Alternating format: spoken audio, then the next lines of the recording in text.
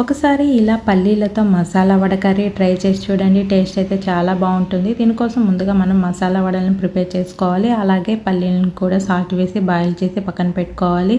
ఇప్పుడు స్టవ్ వెలిగించుకొని స్టవ్ పైన ఒక కడాయి పెట్టుకొని 3 స్పూన్స్ ఆయిల్ వేసుకొని ఆయిల్ హీట్ అయినాక 1 స్పూన్ ఆవాలు, అలాగే ఫైన్గా చాప్ చేసుకున్న 2 ఆనియన్స్, అలాగే 2 పచ్చిమిర్చి కూడా వేసుకొని ఫ్రై చేసుకోవాలి. ఇప్పుడు చాప్ చేసుకున్న 2 టమాటోస్ని కూడా వేసుకొని బాగా ఫ్రై చేసుకోవాలి. ఇప్పుడు చిటికెడు పసుపు, అలాగే 1 టీ స్పూన్ అల్లం వెల్లుల్లి పేస్ట్ కూడా వేసుకొని బాగా మగ్గనివ్వాలి.